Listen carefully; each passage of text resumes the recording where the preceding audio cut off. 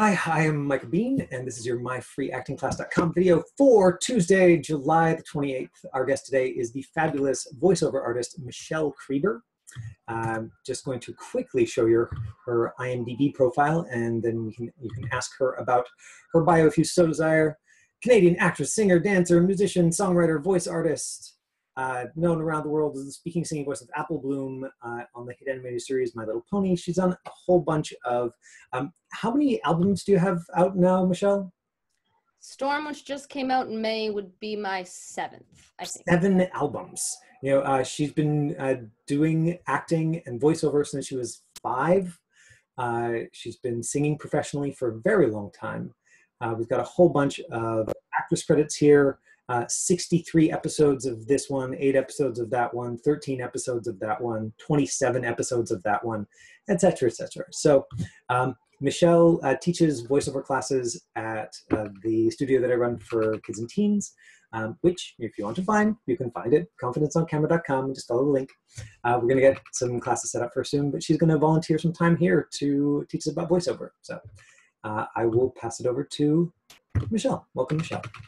Beautiful. It's nice to see all your faces digitally. This is my first online class since the whole COVID situation, so it's nice to be welcomed here. And today's going to be pretty straightforward. I know we have a mixed level class, so some of you might find this information to be fairly basic, and some of you might never have heard any of this material before, so I thought it'd just be appropriate to start at a very baseline level.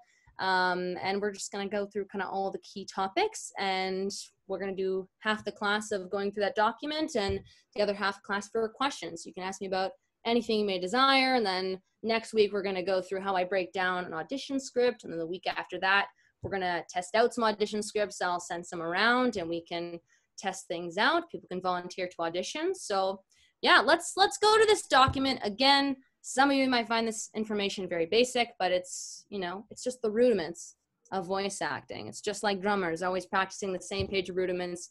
With voice acting, always practicing the same set of skills. So you guys, can you still see my screen, or have I stopped sharing it? I stopped sharing it on your behalf, so you have to just okay. start it again.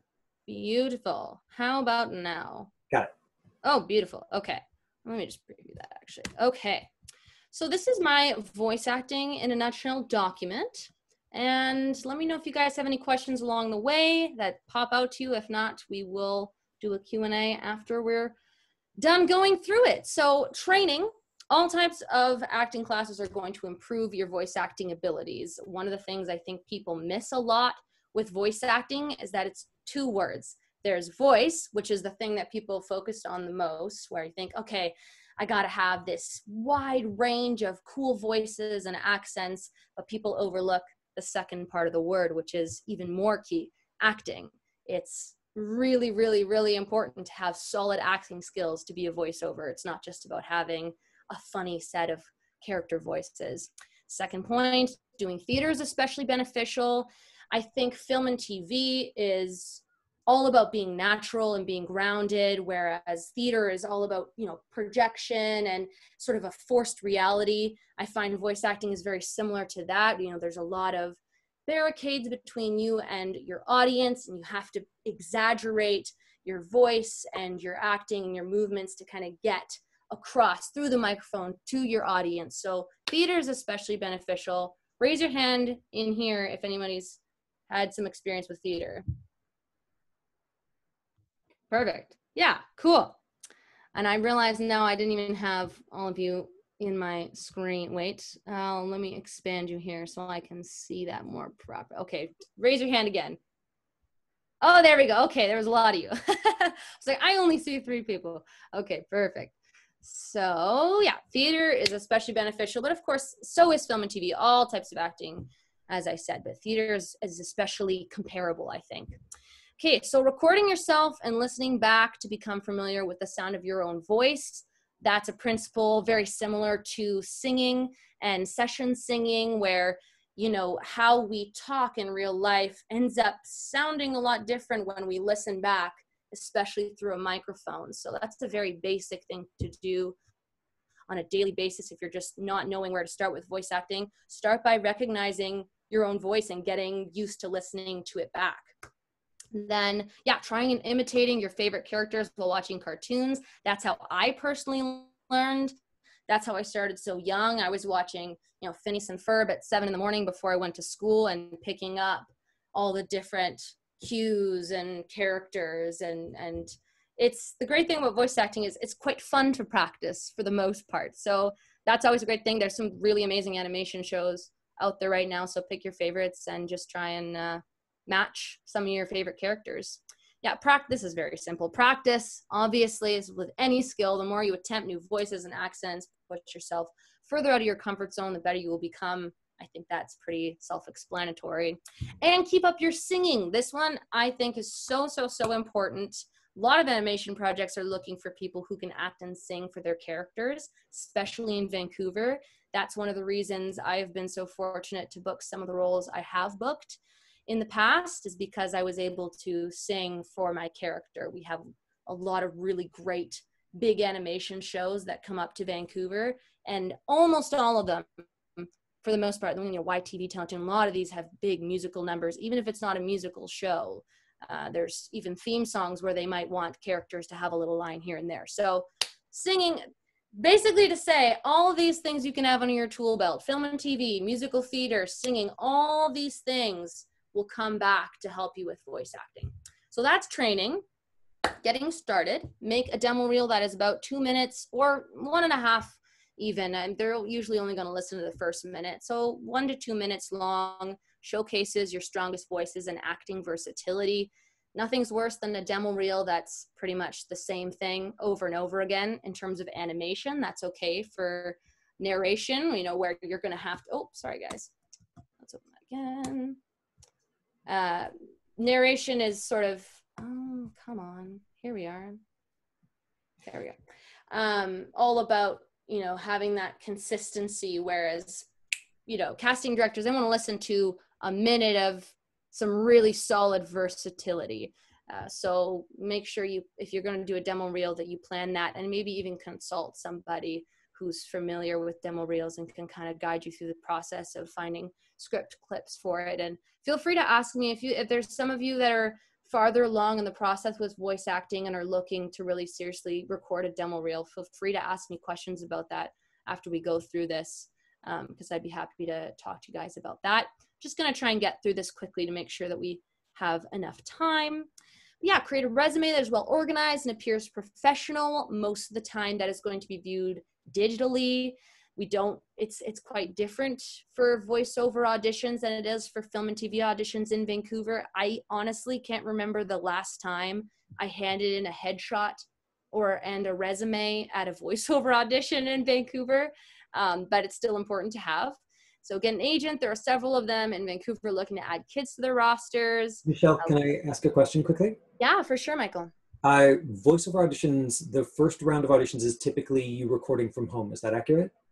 Right now, it definitely is. Yeah. But that we can I go over in that later. Thank you. There it is. Yeah, perfect. Well, and I can talk about how it's changed too, because it's kind of interesting how voice acting has been able to sustain itself quite well through COVID. So good. I would love to hear about that, but I'll let you get back to your document. Perfect. Yeah, so there's quite a few agencies in town. You just got to look it up. Most of the time they'll have one voiceover agent on their their agent list. So you just got to do your research and see who's available, send out emails, same as film and TV. Just got to get your name out there. Build a website. This is, I think, more important later in the process. Internet marketing is a big priority in this day and age. I know writers who haven't been hired for a job because they had less than 500 followers on their social media platform.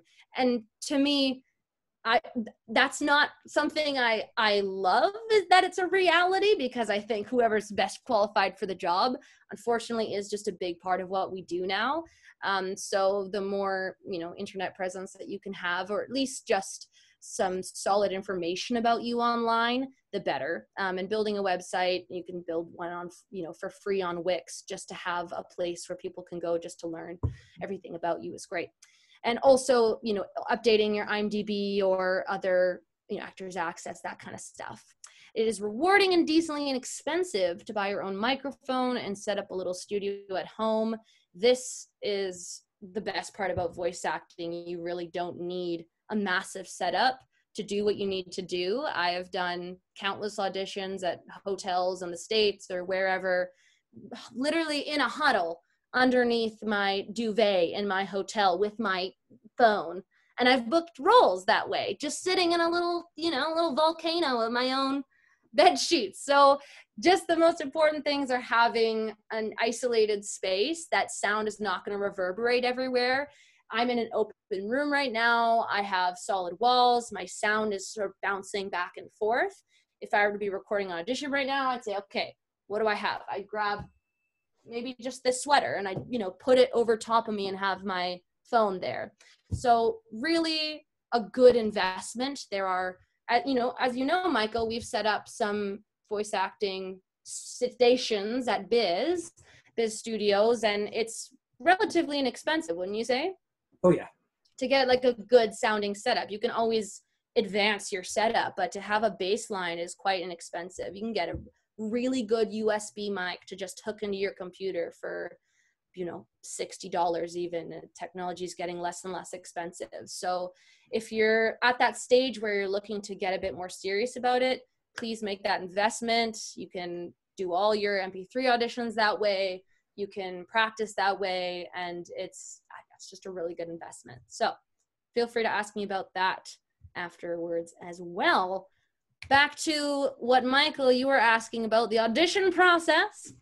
You are often asked to read from multiple roles, choose the ones you think you can perform the best, not just the ones you like the best. That's another weird thing about voice acting. You're often auditioning for more than one role at a time, and they're looking to double up roles, whereas film and TV, we can only, play ourselves. So that's a bit farther along in the process, but just to keep in mind, make sure that, you're choosing the right ones, you're choosing them strategically. So spend time preparing and perfecting your character choices, but do not create a strict formula for how you recite lines. That's going to be really relevant next week when we talk about how we break down our audition sides. Okay, here we go. Auditions are either in-person meetings with producers, directors, and or casting directors, or self-records that you submit from a home studio. So just like film and TV, you're either going in, meeting with the casting directors, meeting with the execs, or you are submitting from home. Now, even before COVID, the auditions were leaning towards almost always being MP3. I don't know where that paradigm shift came in. I think it's partially that there's just so many international projects. There's so many, I honestly, I've been talking to my agents about that and other voice actors, and it doesn't seem to be any particular reason. I think people were just getting better at their MP3 auditions and more used to it. And I think because voice acting in Vancouver is such a small bubble, that the casting directors, there's, 4 or 5 main casting directors or directors who are scouting the roles, and there's 50 of us that they trust to know how to submit and how to approach a role. And they know too that if the approach for a certain character is wrong, that even if they're not in the room to direct us differently, they know that they could. So I think that's partly why it shifted. It's not my preferred method of auditioning. I don't think it's anybody's preferred method of auditioning. You guys know the difference of getting that direct feedback and direct connection with the person that you're basically applying for a job with is so much more productive and satisfying than just recording yourself at home and sort of shooting in the dark.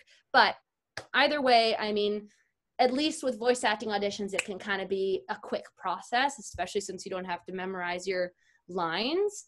And you get better at them the more you do them. But certainly with COVID, it's all MP3 auditions right now. Although I finally did have one in-person audition last week with a studio that's been taking lots of precaution and has been open, I think, pretty much through this whole process, because it's not like I use the contrast of film and TV a lot in my speech with you guys, because I'm sure, Michael, most of the stuff you guys have been talking about is film and TV. Is that correct? Yeah. Right. I just wanted to sort of make that comparison.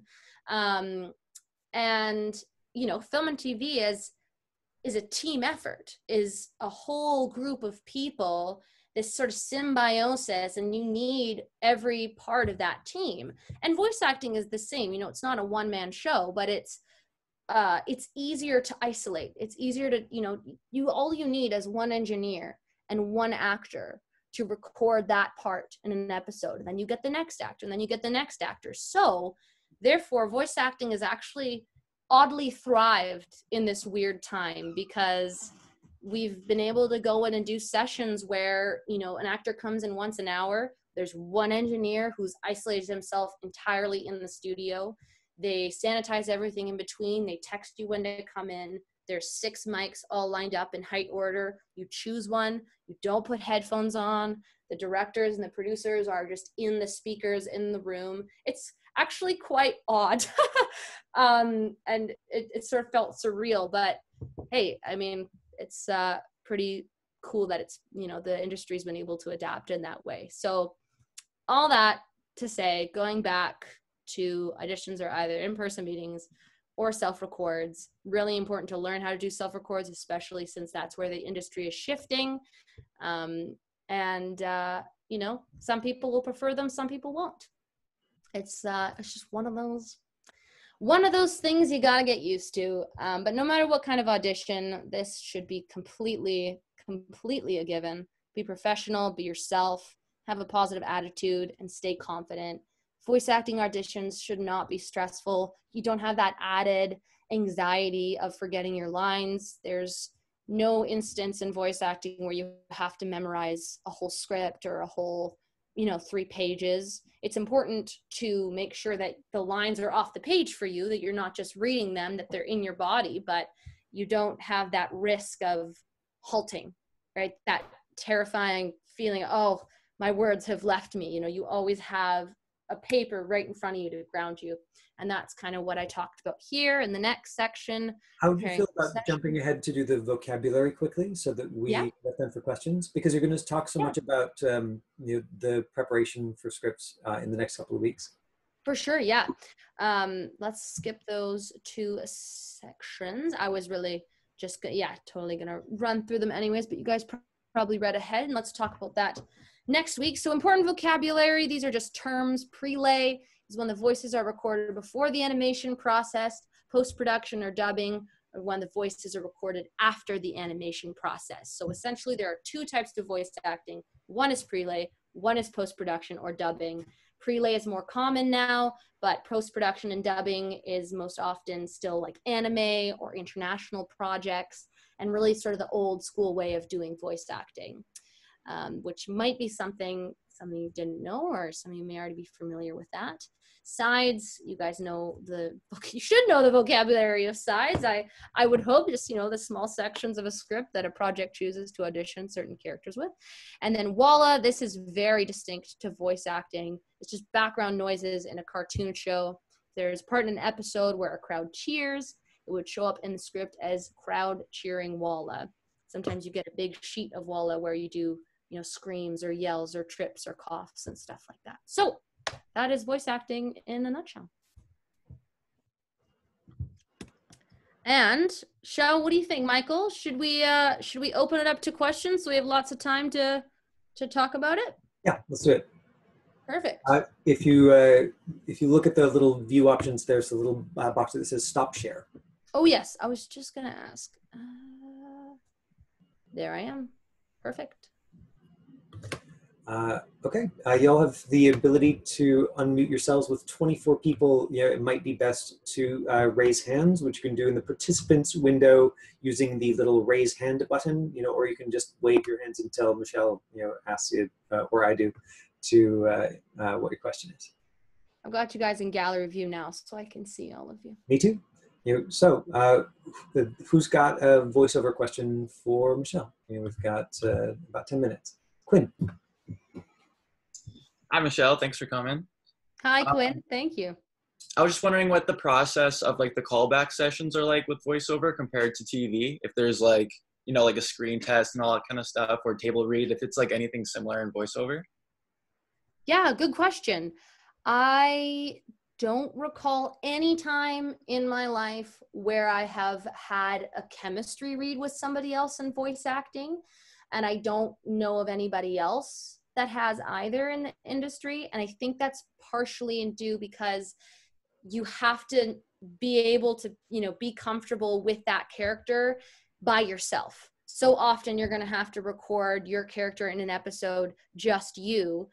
So the relationship between you and the other characters is not as important to the casting directors. And so many of the times too, there'll be like a main character who's recording in LA and you never even meet them or see them unless you go to a convention together. So I think that's why there's not that urgency to make sure that the chemistry is right. It's really about the voice in that individual. But that's a really good question. I've never thought about that before. More questions? Joseph, did I see that you had a question? Yeah. Hello, Michelle. Hi. Before COVID, what will happen to actors who were sick because that will affect their voice a little? Yeah, that's the one scary thing about voice acting and singing is your whole instrument is so focused in your throat. And so sickness is certainly a big barricade that we're all very cautious of.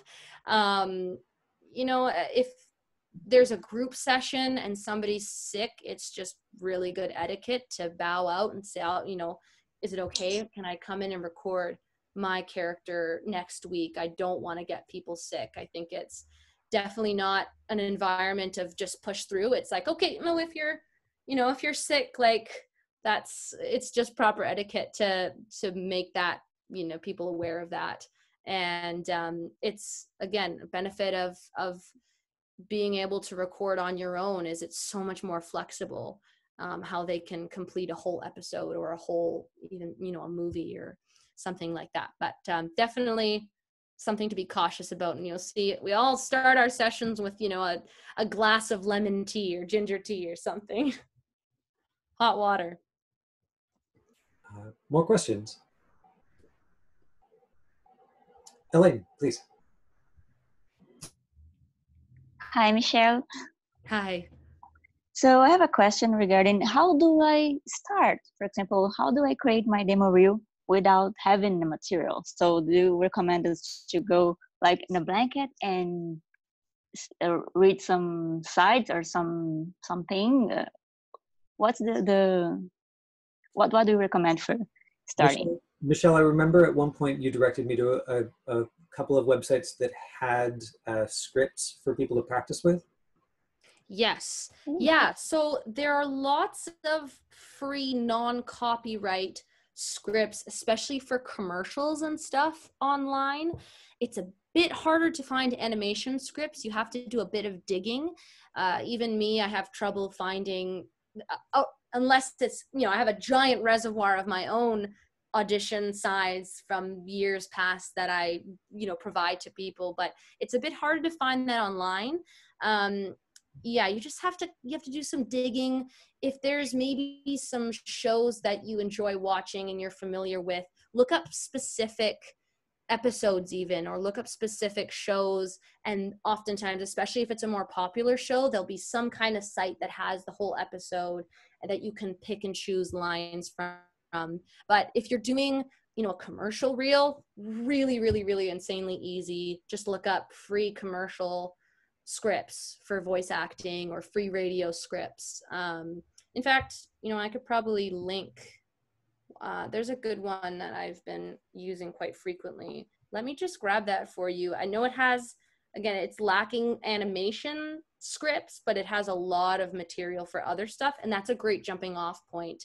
And then I would say after that, finding somebody to consult for an hour to, discuss what are your strong suits, what funny voices you have, what, unique voices you have, and just build a script around that. I do a lot of that actually for people, just, do an hour of consultation of just building an outline for them and then jumping off from there. And there's other really great people in town who do that kind of stuff, colleagues of mine. But let me just quickly grab that site So in case any of you are interested. Well, and the other thing that I'll say, Elaine, is because if you're making a demo, you actually only need a couple of lines of dialogue from each character. You know, so you could very easily find animated shows that you like, you know, and copy down a couple of lines of dialogue from some of the characters, you know, that you feel are relatable, or you're like, oh yeah, I love those kind of characters, or I can do those kind of voices, you know, that you don't have to search online if you're only looking for 3 lines of dialogue. Oh, cool. Lovely idea. Thank you. For sure. Okay, I've just, oh yeah, here it is. Perfect. Okay. I knew I had one specific one in my head, and that's the one I wanted to grab for you guys. Okay. This guy has a lot of categories that you can sift through and practice with, or use to just pull little excerpts from. As Michael was saying, it's sort of like, you know, it's just a 1-minute blast of a, you know, a variety of strong voices that you can record. So finding really good charged sentences and oh, there you go. Perfect. Perfect. Let's see.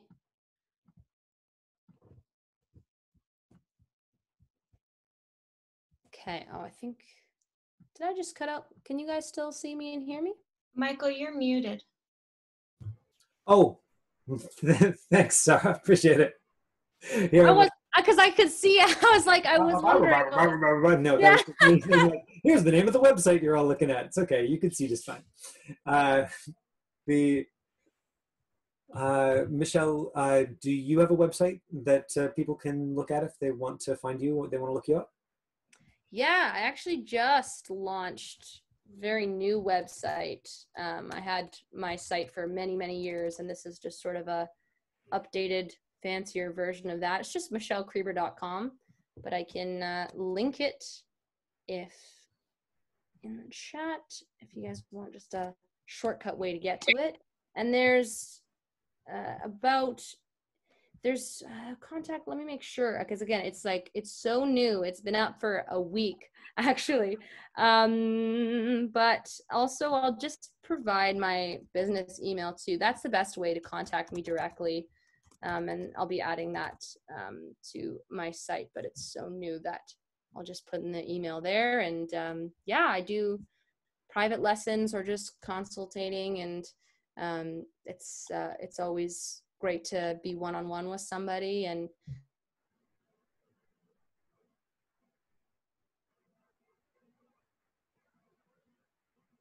voice acting, it is the best thing ever. It's a bunch of monkeys in a room making sounds. Essentially, when you have a good show, that's what it's like. And you know, everybody's flailing their arms. It's a really, really great it's a really, really great avenue of acting, but it's incredibly hard to break through. So you just got to stay focused and, you know, be skilled and be confident.